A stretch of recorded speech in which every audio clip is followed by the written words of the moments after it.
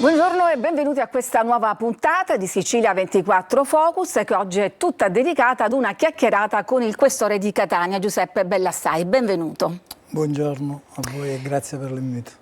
Allora, signor Questore, lei si è insediato ormai poco più di un anno fa, nell'ottobre del 2023, un tempo più che sufficiente per conoscere questa realtà e anche, visto che siamo alla fine dell'anno, tempo di bilanci. Proprio stamattina avete fatto l'incontro con i giornalisti presentando i dati e ne parleremo tra pochissimo. Intanto volevo dire anche ai nostri telespettatori che lei è un siciliano, originario di Santa Croce Camerina, in provincia di Ragusa, che dopo un importante percorso professionale che l'ha portato insomma un po' in giro per l'Italia, l'ultima tappa è stata Perugia se non ricordo male, è tornato in Sicilia. Ecco, com'è stato l'impatto di nuovo con la sua isola?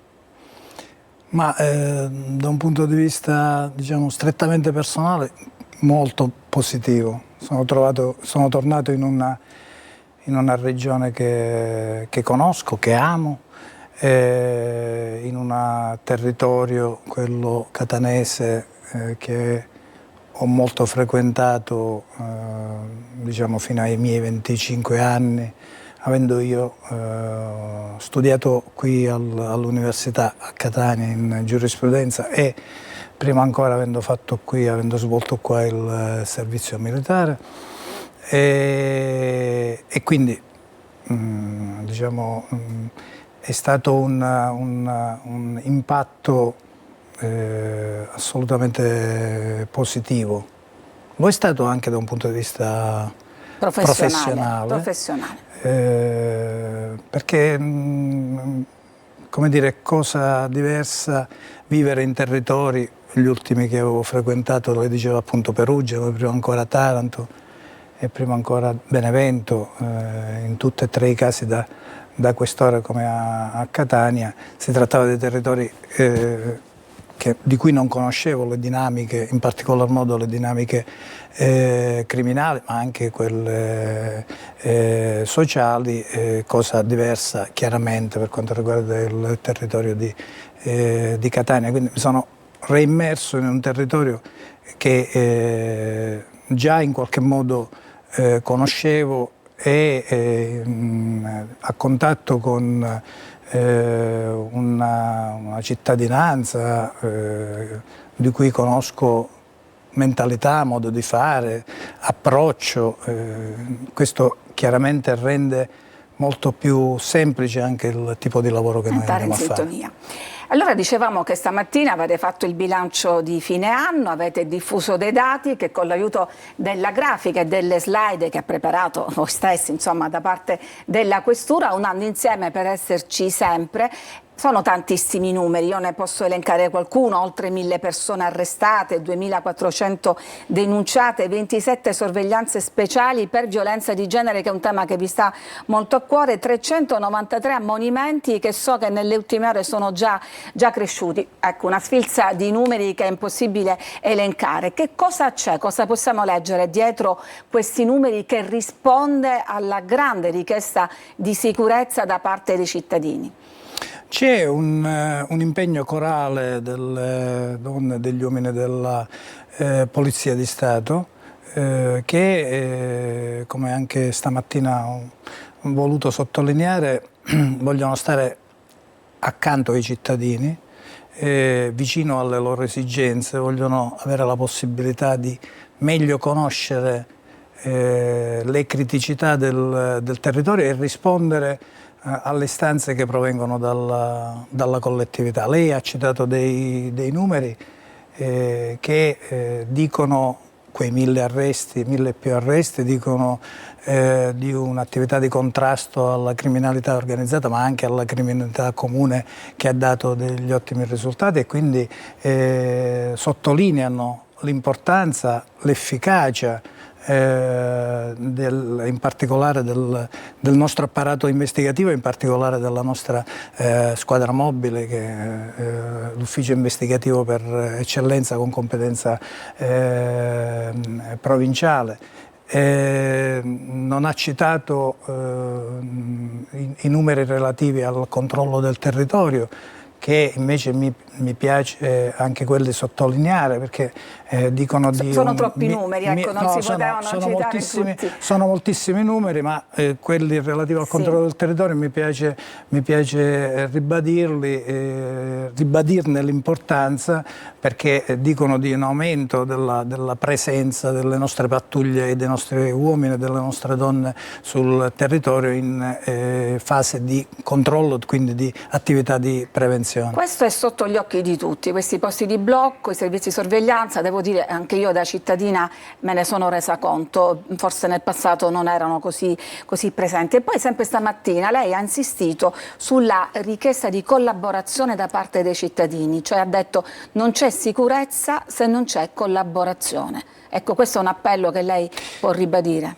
Io sono fermamente convinto di questo, cioè credo che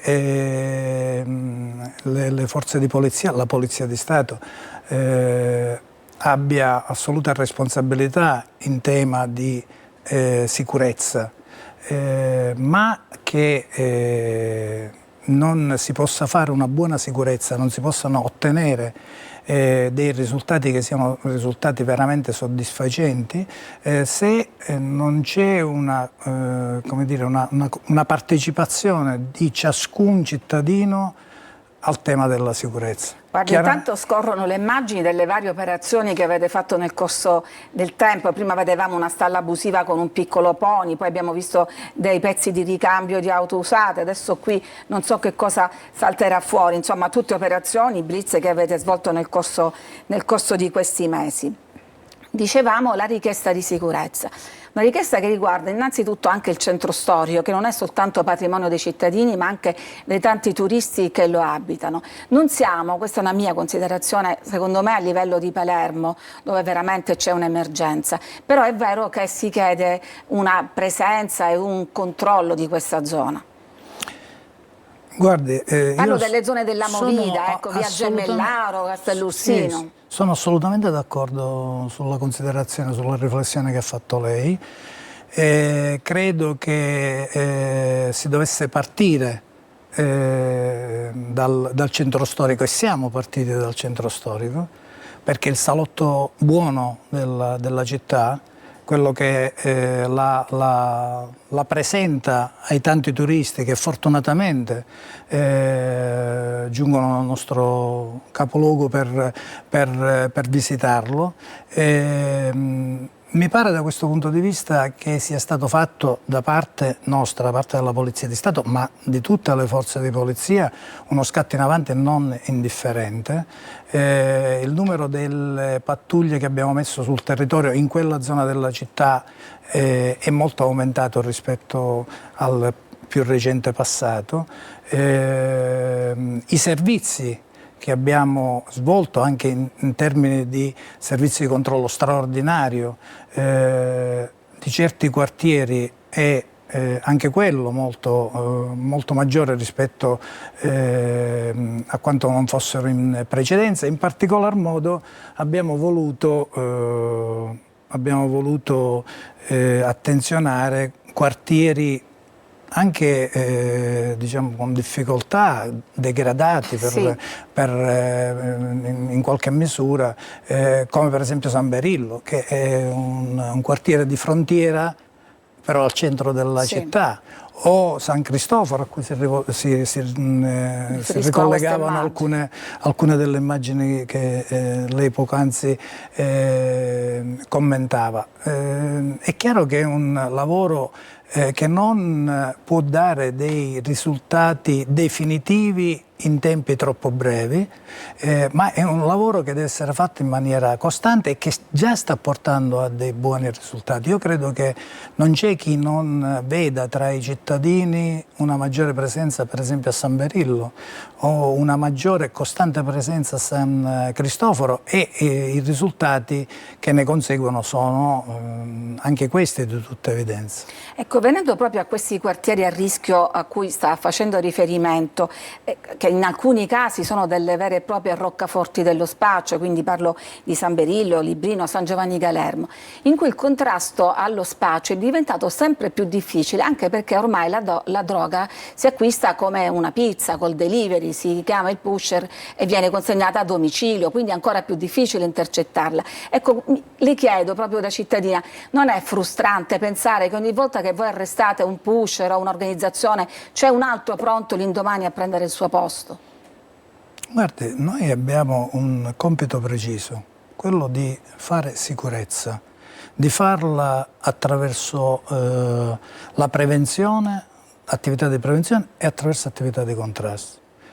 Che poi i pusher che noi andiamo ad intercettare, di cui riusciamo a far emergere le responsabilità e che traiamo in arresto, vengano sostituiti da altri, è nelle cose, e però il lavoro che facciamo, quel lavoro che facciamo non è certamente, se questo è in qualche modo il senso della sua riflessione, non è certamente inutile, perché il nostro compito è certamente quello di debellare i fenomeni, ma intanto comunque di infrenarli, e noi sicuramente attraverso questa azione costante che passa dal controllo del territorio ma anche dalle attività investigative e dai risultati di quelle attività investigative riusciamo a contenere entro limiti più o meno accettabili quei fenomeni che pure sono talvolta debordanti. E questa nuova modalità della consegna a domicilio e del delivery è una realtà sempre più diffusa? Ma guardi, siamo ben abituati e conosciamo bene le evoluzioni dei fenomeni criminali e quindi delle modalità con cui vengono compiuti determinati reati. A noi tocca studiare e cercare di trovare le soluzioni alle nuove modalità che vengono messe in campo per riuscire a intercettare le responsabilità di chi commette quel reato, anche in casi come questo. E a proposito proprio di nuove modalità e di evoluzione dei fenomeni criminali, parliamo anche di mafia. C'è stata questa importante operazione nei mesi scorsi, l'operazione Ombra, che ha decapitato i nuovi vertici del clan di Catania, ed è emblematico che il reggente non fosse un vero e proprio uomo d'onore, ma un uomo vicino, considerato sufficientemente vicino alla famiglia, ma era un imprenditore. Ecco, anche questo è emblematico dello stretto rapporto, come avviene ormai da anni, tra imprenditoria e mafia, anche dal fatto che non bisogna essere strettamente uomini d'onore. Anche questo è il segno di una mafia che cambia e si inabissa e fa sempre più affari.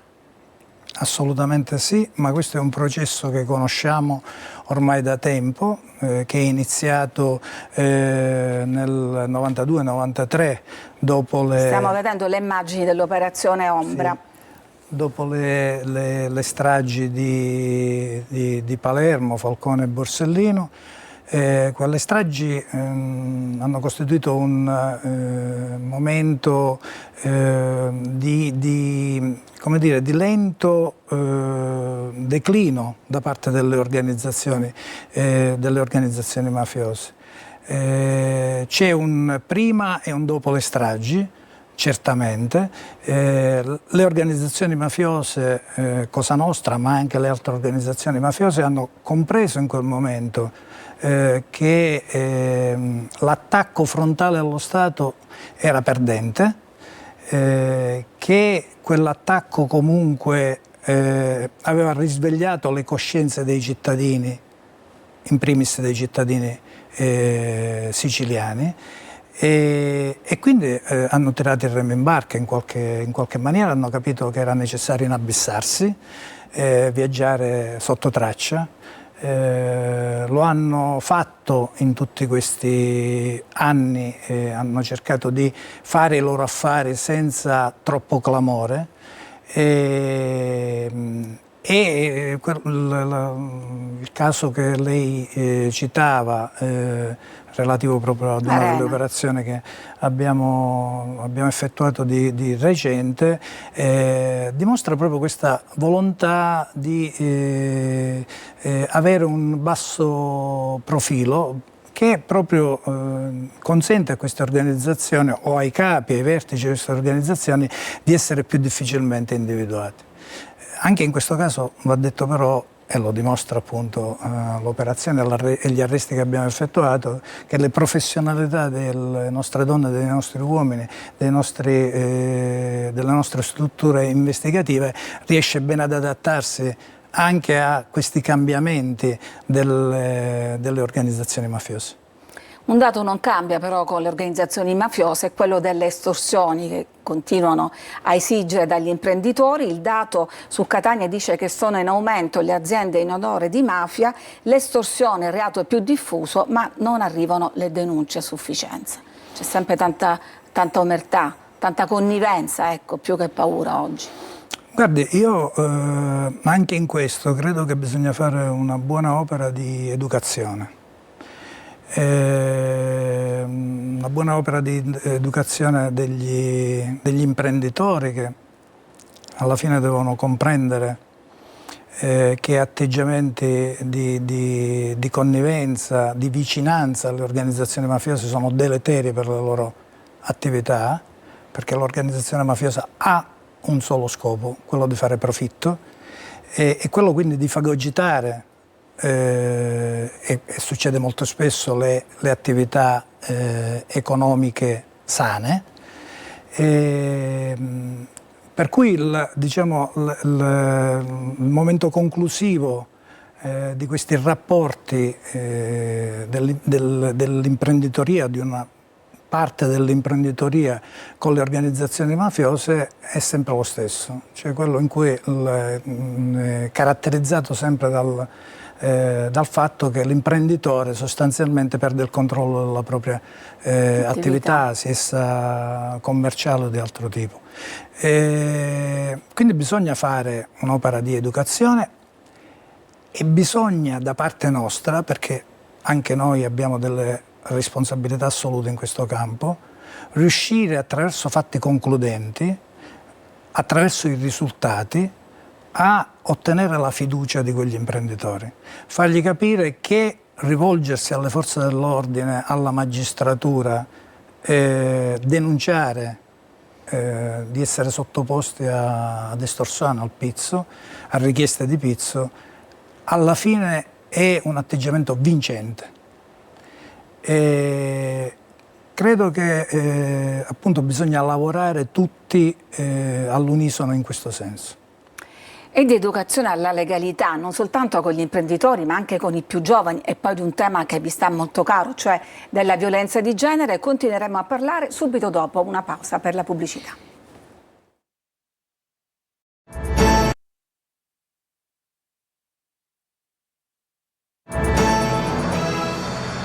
Ed eccoci di nuovo in studio, ancora a colloquio con il questore di Catania, Giuseppe Bellassai. Abbiamo un po' elencato il bilancio di questo anno di attività con i numeri delle varie operazioni, dei blitz che avete compiuto e dei controlli anche sul territorio che danno una garanzia di sicurezza ai cittadini. Ma vogliamo parlare adesso, in questi minuti che ci rimangono, anche di prevenzione, di educazione alla legalità, perché la polizia è anche molto vicina, va nelle scuole per parlare di legalità con i giovani. Perché è un'assoluta necessità, perché è diciamo un tratto saliente di una polizia nuova, moderna, come quella che noi concepiamo e vogliamo, perché siamo assolutamente convinti che la soluzione dei problemi e quindi anche la sicurezza passi da una corretta educazione alla legalità delle giovani generazioni. E questo ci induce a fare anche degli sforzi in questo senso, attraverso una presenza costante, direi quasi quotidiana, nei vari istituti scolastici di ogni grado, proprio per parlare di vari temi, tutti connessi chiaramente a quello della legalità, ai giovani studenti. Ci sono degli altri studenti che vi ascoltano con grande attenzione, questi non sono però dei giovincelli, parlo degli anziani, vittime di truffe. Vi ascoltano così tanto, c'è stata una campagna di informazione, che ultimamente noi diamo più notizie di anziani che sventano le truffe che di quelli che ci cascano. Insomma, qui in questo caso l'informazione ha raggiunto un obiettivo. Ma, di metterli in guardia quantomeno. Assolutamente sì, molto spesso è un deficit di informazione quello che consente che determinati reati aumentino in termini numerici, come per esempio nel caso delle truffe. Proprio per questo abbiamo ritenuto assolutamente necessario intervenire concretamente con degli incontri, facendo degli incontri con gli anziani. So che andate nelle parrocchie, assolutamente, eccetera. Insomma, questo sta funzionando, lo possiamo constatare anche noi. Funziona perché chiunque, l'anziano tra questi, informato di quali sono i pericoli dai quali deve guardarsi, diventa più sgamato, diciamo, per così dire. Un campo invece su cui c'è tanto da fare, che so che vi sta molto a cuore, è quello della violenza di genere. Io stesso ho partecipato ad un incontro promosso proprio dalla Questura nel giorno del 25 novembre, che è la giornata dedicata a combattere la violenza sulle donne. Voi avete un ruolo fondamentale. Dicevamo che avete fatto 393 ammonimenti, questo è il bilancio, ma che è un dato che si aggiorna continuamente. Sì, tant'è vero che dal momento in cui abbiamo scritto quel dato sulla brochure, il dato stesso è aumentato, è lievitato, siamo più di 400 e pensiamo che purtroppo che da qua alla fine dell'anno aumenteranno ancora e ci saranno quindi altri casi che poi richiederanno un intervento da parte del questore con il provvedimento appunto dell'ammonimento a cui lei faceva cenno.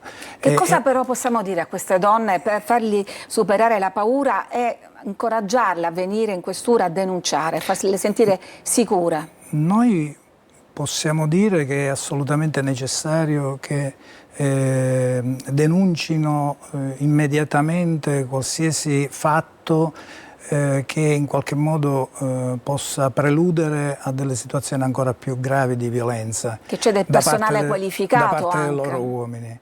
Possiamo dire questo, ma dobbiamo fare molto di più e lo stiamo facendo con appunto il nostro personale specializzato a cui lei faceva riferimento, che accoglie queste donne peraltro in strutture, come dire, anche protette. La stanza rosa. La stanza rosa che abbiamo inaugurato l'anno scorso e che cerca in ogni modo di metterle a proprio agio, spiegando poi quali sono i rischi che sono connessi alle situazioni che loro descrivono, talvolta delle situazioni veramente drammatiche. Allora, ci restano pochi minuti, siamo a fine anno, l'abbiamo detto, diventa lo scenario tipico, sì che a Catania i fuochi d'artificio li sparano sempre per festeggiare la liberazione dei detenuti o altro, ma sicuramente andiamo verso giorni in cui ci sarà un'intensificazione. Ecco, qua stiamo vedendo l'immagine del sequestro di botti o fuochi d'artificio. Ecco, alcune raccomandazioni che possiamo fare. Guardi, sì, diciamo che a Catania i recuperi di questo tipo di artifici non è molto infrequente, anzi direi che è parecchio frequente.